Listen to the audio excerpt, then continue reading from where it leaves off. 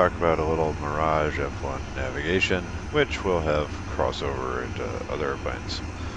We're just returning from a mission here, and as you can see, it's kind of cloudy. So if you don't know how to find a VOR or an NDB or TACAN station on the map, there's a couple ways to do it. First of all, that's the signal symbol for a TACAN station, that little triangle with the horns on it. I don't know what else to call it. And then the frequency is going to be right there. So 121 for Liwa, and they're usually going to stay. You can add TACAN stations in Mission Editor. Let's find a VOR. This is a VOR. 114.25. Now the megahertz, now the three-letter identifier, ADV, is going to be in TACAN stations and VORs and such. That's going to be the Morse code. So the beeping you hear when you tune to the station is the Morse code letter identifier for that. So you know that you're tuned to the correct station. Furthermore, there's a little trick right here. You go to View, Beacons Info, and it will tell you whatever you select. It'll tell you the different things on the map. You can, screenshot this and crop it or whatever. But if you add TACAN, portable TACAN stations in Mission Editor, they'll also appear here, or carrier groups or tankers right here. So you have a list of your TACAN stations, and you can add whatever, deselect or select whichever ones you want right there. All right, let's go ahead and program in those offsets. Now, the closer your TACAN station is, the less variance you're going to have. So what we're going to do is we're going to use this TACAN station right here, channel 89.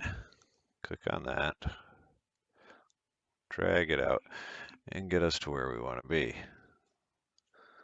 So again, about 9 miles, 86 should get us right over that runway.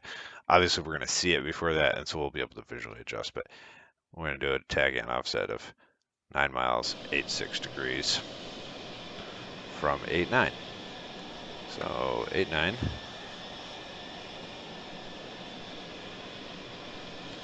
And then we want our TACAN offset to be, distance, 9 miles.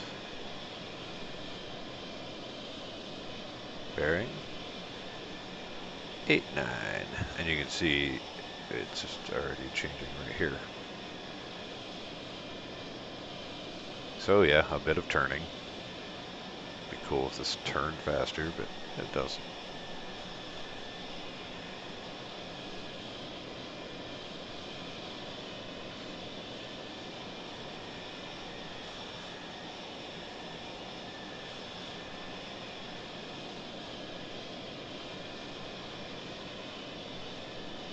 Niner was 86. It's so close it doesn't really matter, but 86. We're going to see it well before a variation of 89 or 86 matters. Now, our other one, to triangulate, that's the closest VOR. See, I don't like using a VOR here because it's already, our TACAN is over here. So we're going to use a VOR that's over here to get the, anyway. So in this VOR and NDB station right here, ADF, whatever, 1171. Oops, and this is what I was trying to do here. So we know that when we're 46, 44 miles from this VOR, we're also over the target. 117.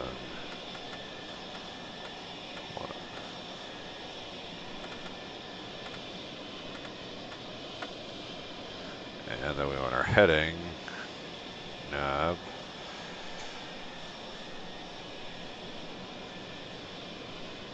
That'll be close. So when this needle is pointing directly at that,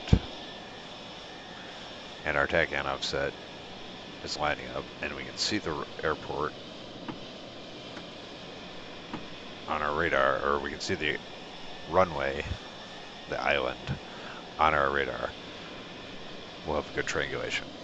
So in the Army, we do a thing called pace counts.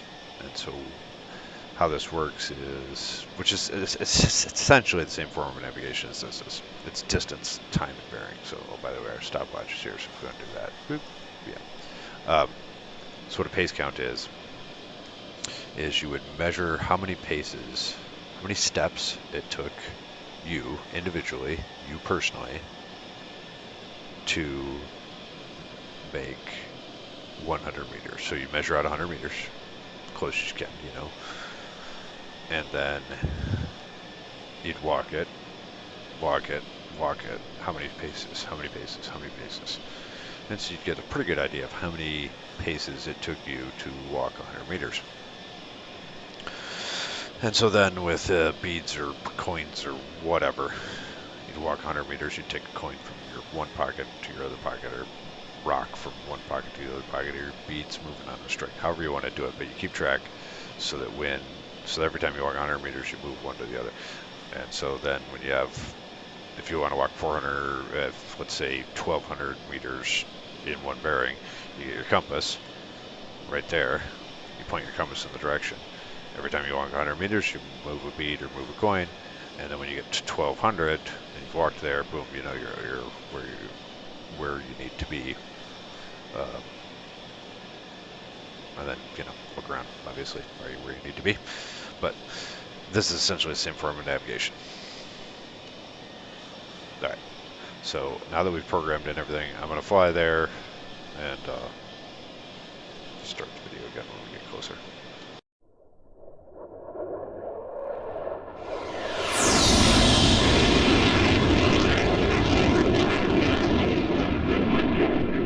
Alright, according to our navigation system, we're 49 miles from the target. So once we get below 35 miles, I'll turn it, because that's what our radar is set on. Although we'll get it to 60 miles, so for demonstration, I guess we'll do it. So radar's on.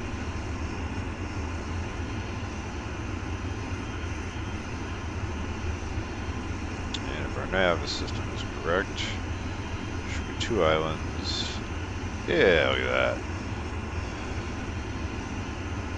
That's our target right there.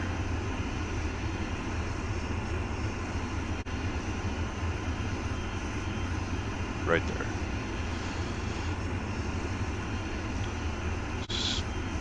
Yeah, be nice to add trim, wouldn't it? Alright. Oh, we got bombs on our wings. Got them set to salvo, delay.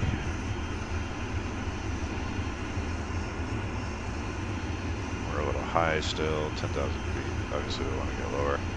Now, contrary to Bob Wave, that is not a radar altimeter in the Mirage F1. It'd be nice, but it's not.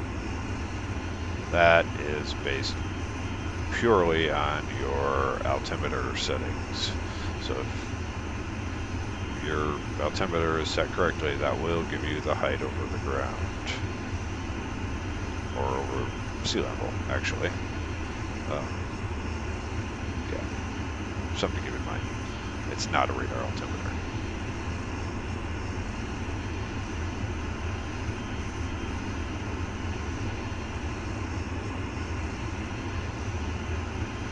All right, we're at 33 miles. Go ahead and pull the range in.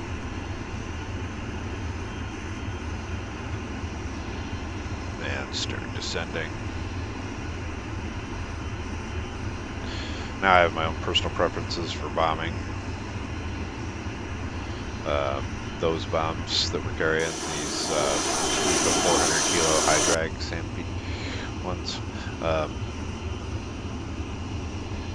Well, any of the high drags really. What I do is I sit up a little bit and you see the very edge of the pitot tube. I fly low and fast when the edge of the pitot tube is over the target. I push the button. Generally, it gets a spread of them over the target area pretty effectively, and I don't have to expose myself long and do a whole bunch of calculations and rad settings and stuff. It's not perfect, but for knocking on a runway, yeah. Troop concentrations, yeah, yep, works pretty good. You're gonna miss with 1 or 2 of the bombs, but if you salvo them all off, you get a couple of hits, hey, that's actually better than a lot of the historical results. So, all right. So yeah, low and fast, like 500 feet, 500 knots. Pitot tube. You can also set the the dot to the bomb site to.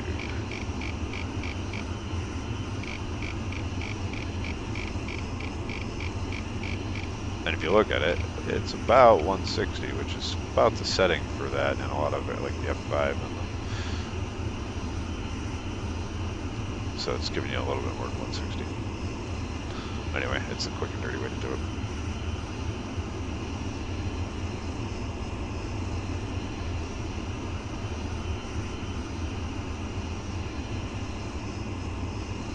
Well, according to my radar, there is an island in front of me.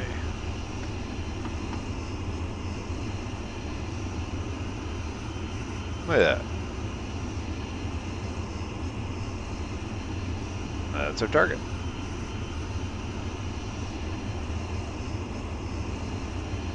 That is our target, right? Yeah, that's our target. Oh, that's the island I was looking for. I was like, where's the other island? But yeah, it's blocked by the, because that's where the TACAN station is. Via switch, boom. So if we turn, TACAN station, yep, right on that island. And we're gonna just line up with the runway here. Get low, which will stop porpoising.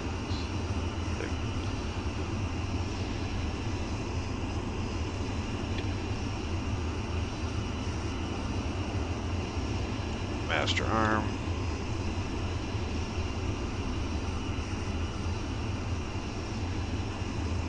Alright, let's go ahead and turn in. Kick the burners. Like I said, low and fast.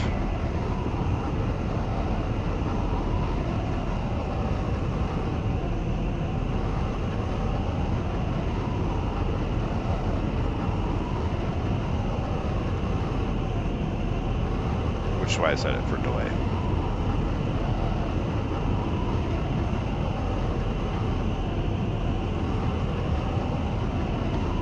So I want to be well gone.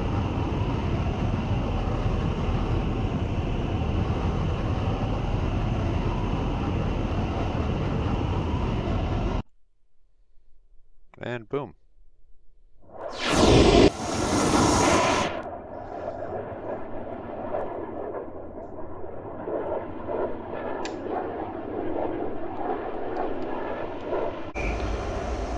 Yeah, so we're over the target. Look, you can see our VOR needle is pointing towards our heading bug indicator, our TACAN offset.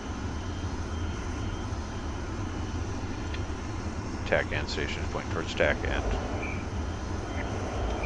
We use the radar to guide us in. Should be an island. Yeah, look at that. Island right in front of us. And red light indicates our center fuel tank is empty. Well, I hope you found this informative and interesting and helped you out in navigation a little bit in F1. I know it's not a, a Hornet or a Viper or even a Mirage 2000 where you can just program in a set of coordinates. You gotta do it in radio navigation. But radio navigation is fun, and once you start doing it, it's pretty rewarding to be able to navigate when all your other systems and other newer jets aren't working. All right, catch you next time.